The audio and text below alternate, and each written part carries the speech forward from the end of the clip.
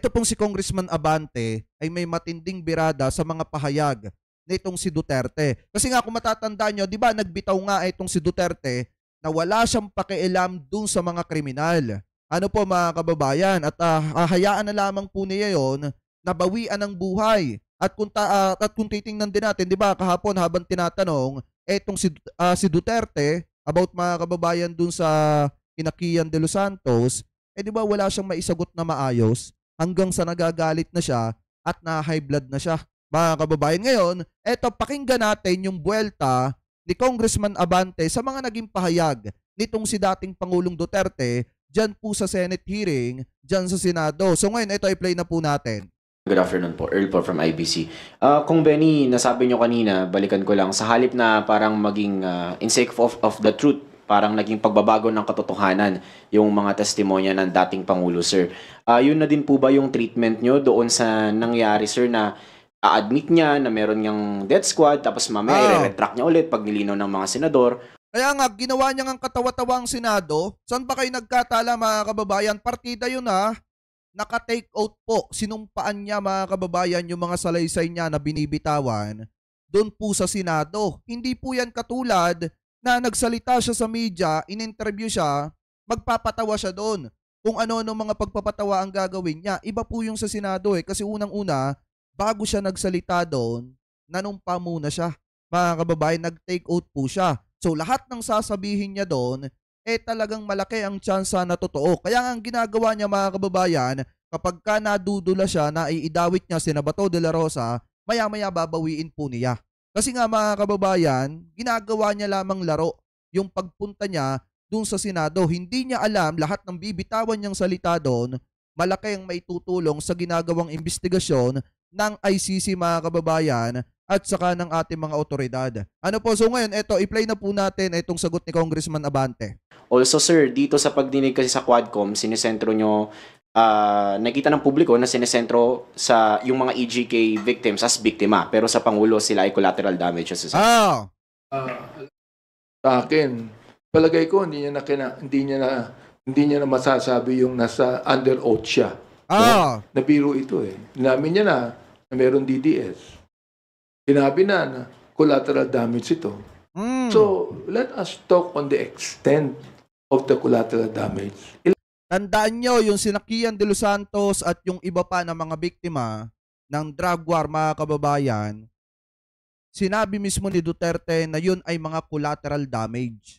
So, paano na lang kaya ang pamilya nun? Sana naisip yun ng ibang mga senador na tumatawa habang nagpapatawa. Etong si Duterte, mga kababayan, dyan po sa Senado habang isinasagawa yung hearing. Kasi kung titingnan po natin, mga kababayan, yung pagkakasabi niya na collateral damage, yung isang bata na si Kian de los Santos na may pangarap, talagang hindi po yan katanggap-tanggap sa pamilya nitong si Kian de los Santos. Kaya nga dapat talaga mapapanagot, yung dapat mapapanagot, dyan po sa isyong yan. Ano po kaya kung si Duterte may kasalanan at mapapatunayang may kasalanan, dapat siyang managot dito. Kahit si Bato de la Rosa, mga kababayan, dahil kapabayaan po nila yan, kaya nadamay yung mga inosente. Ano po, hindi pwede nilang sabihin na collateral damage po yon. Ano po ngayon, ipagpatuloy pa natin. Ilan po ba ang napatay? Ito ilan po ba ang napatay ng mga bata? Napatay na walang kasalanan. Napatay na hindi drug pushers. Ilan po ba yan? Napatay na mga drug users lamang. Ilan po ba yan? Sabihin natin, nanlaban po yung mga yan. Nanlaban ang sabi nila. Well, nasaan po yung weapon ng mga nanlaban? With meron kang yung arsenal ba ng Philippine yung crime lab ng Philippine National Police. Kung 6,000 ang nanlaban, dapat sa crime lab, meron 6,000 ang mga weapons. Tama! Ano nanlaban? Pinatay nanlaban. Ano, nakipagsuntukan lang ba yung mga yan? Meron mga weapon yan. Nasaan po yung mga weapons? Yun po ang ipakita nila. Thank you po. Follow up na lang sa akin. So kung may maayos naman pala na pag-uusap between some Quadcom chairs and Grijaldo, tapos doon niya sinabi yung katotohanan, and then under oath sa Senate, bigla siyang bumaliktad, blatantly lying. What do we make of this, sir? Paano natin ititreat yung nangyari na yun? Dapat i-contempt na yung si anong yon kasi sinisira niya yung imahe ng mga kapulisan, mga kababayan, yung si Grijaldo. Ano po, kasi unang-una ayos naman yung pagte-testify niya dito po sa Kamara, tapos pagdating ng Senate, aba, nag-iba yung timpla, mga kababayan, at pinapalabas na pinilit lamang po siya. Eh kung titingnan naman natin, doon po mismo mga kababayan sa Congress nung nagsasalita siya sa Quadcom, wala naman nagko-coach sa kanya. Wala namang mismong pumipilit sa kanya. Sarili po niyang testimonya yon. Pero pagdating na nung nasa Senado na at nakaharap niya na etong si Duterte, bigla namang nagbago yung timpla ng kanya mga binibitawang salita. Kaya nga dapat mga kababayan, sa Kamara pa lamang ikinontempt na yung si Grijaldo. Ano po ngayon, ipagpatuloy pa natin? Well, pupunta naman siya dito sa next hearing eh. So we will be asking him a lot of questions, no? And most likely we will be dealing also with the yung kay General Barayuga, no? Kasi hindi pa kami nakaka-focus doon. That's the reason why he was being invited, kasi once na may nagtatanong ng mga members, ang pinag-uusapan yung kay General Barayuga, he'll be present kasi siya ang Chief of Police. But yun na nga, na-involve yun. So, ito na yung pumasok. So, treat natin yun as siguro. Ako naman kasi sa akin, actually, baliwala sa akin. Wala naman sa atin yung pinagtatawanan na nga lang namin na ano ba naman to. Wala na silang maibato sa Quadcom na para bang they're trying to make a story. Now, ngayon, kung i-consider nila as truthful talaga yon at maninindigan siya sa susunod na hearing na talagang totoo yung mga sinabi niya, then we will take the consequences of that. Kasi we will not take that sitting down. And we'll be giving him another chance na sa susunod na hearing, he tell us his story. Ako, I'm pretty sure there's a story behind it. And di bali sana kung hindi namin siya nakausap nung bago mag-testify si Colonel Garma. He was there. He was there and he was not even been invited. Nagulat na lamang ako, nandun siya. At hindi ko siya kilala. Sabi ko, sino yan? Ano yan? Tao yan ni General Bat. Ganun ba? Sige. So, we will try to see it. So, kung Tao pala ni Bato. dagdag, may nababanggit na baka inappropriate yung aming pagtawag sa kanya. Sabi ko, appropriate to eh. Number one, human rights. Binibigyan mo ng karapatan yung tao, hindi naman siya namin pinilit ipatawag eh. Pinatawag namin siya sapagkat nais niya na ipatawag siya. Sapagkat si Colonel Garma, sinabi niya, classmate ko to. Kaibigan ko, classmate ko. Ito lang ang kaibigan ko, classmate. So, we decided to talk to him para malaman sa kanya.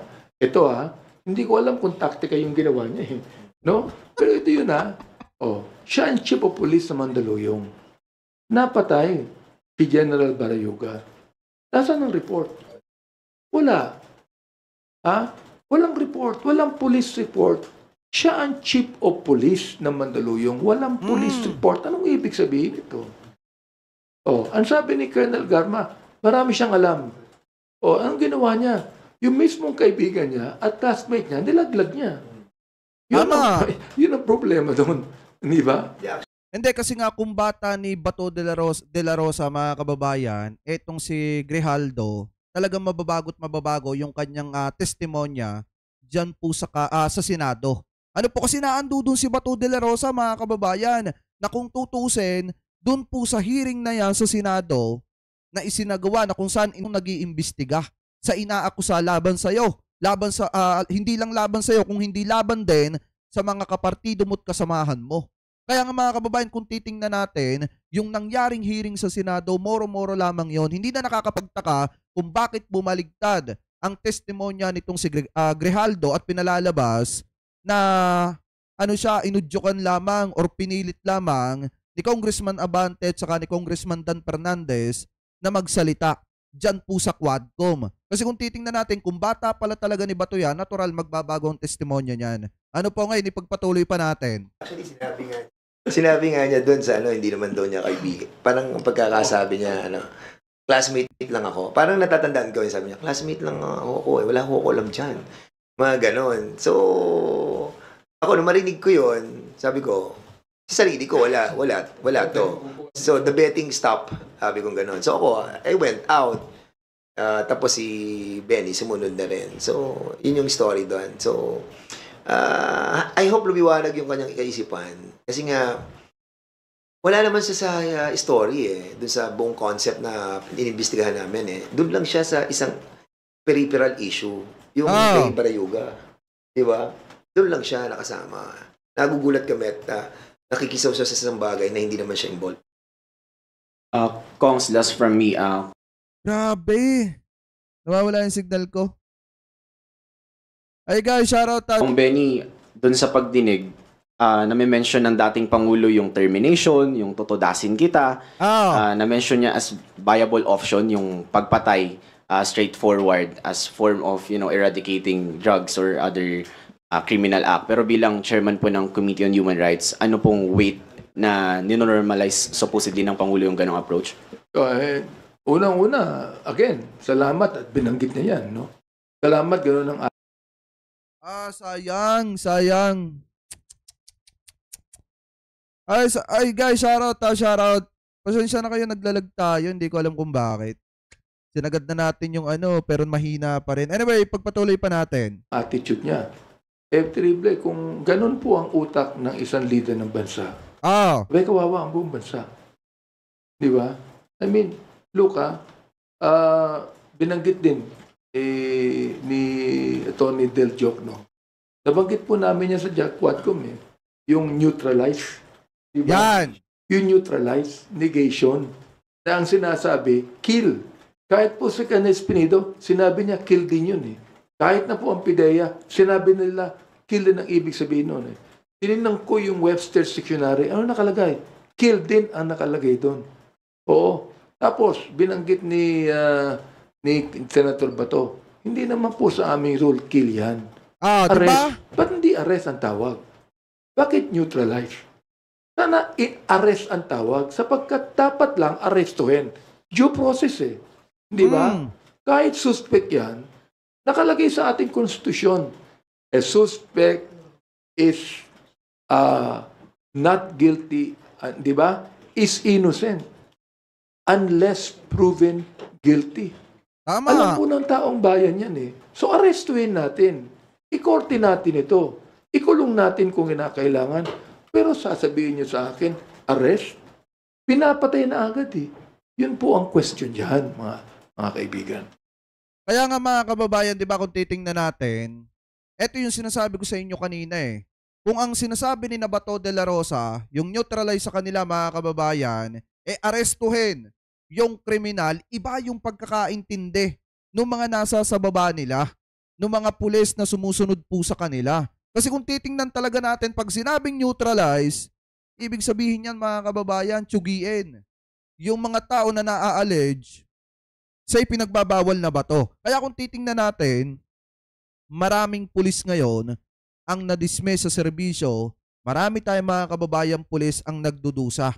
Dahil nga, ang pagkakaintindi talaga nila dun sa sinasabing neutralize, itumba yung tao na nasasangkot sa ipinagbabawal na bato. At palabasin na ng laban. So ngayon, ipagpatuloy pa natin. Dagdag lang kasi when he was the president of this country, akala natin yung mga sinasabi niya papatayin, ikaw mayor, ganyan, Bian Mabilo, magtago ka na sa pinanggalingan mo. Akala natin lahat yun mga jokes. Alam natin na may samang joke yung sinasabi ng presidente. Nasanay na tayo doon Then suddenly nakita natin yung mga patayan. So balitang, merong patayan. May balitang bayaran. Kasi nagsalita rin si Senator Bato saka si Senator Bongo na may bayaran, and even the president, the former president. Then suddenly, nung natapos ang kanilang administrasyon, nag-iimbestiga kami sa public order and safety. Nakikita namin yung mga police, mga peking, mga bypass operation na nagkakaroon sila ng paraan para kumita pa lalo.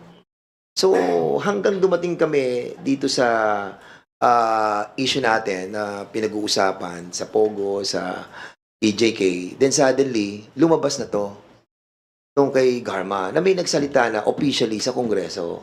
So, ngayon nare-realize natin na lahat ng mga sinabi nila during their administration, now may katotohanan na.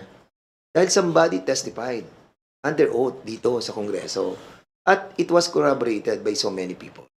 So I think ngayon, pag magsasalita silang yung nangyari sa Kongreso, that wala namang DDS, tapos sasabihin nila, wala namang inuutos na encourage yung kriminal para mag-arm, para lumaban, para mapatay. Then ngayon sasabihin nila na joke lahat yun.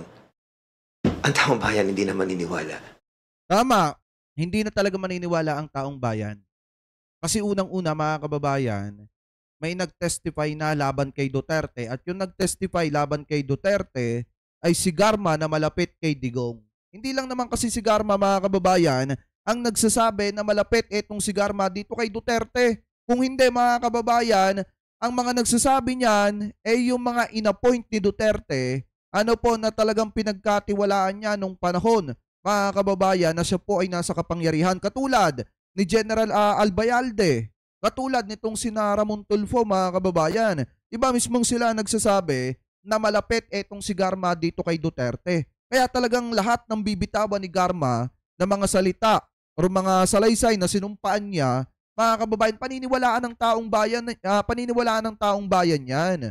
At yung mga sinasabi ni Duterte na kapag ka nabitawan niya na yung salita, bigla niyang babawiin, mga kababayan, yan po ay hindi na paniniwalaan ng mga kababayan po nating Pilipino. Kaya kung titingnan natin, sa dami ng mga nangyari na palpak nung panahon ng Duterte administration pagdating sa war on drugs, talagang malabo nang maniwala ang taong bayan na hindi talaga nila intensyon na ipatumba yung mga tao kasi nga may reward money.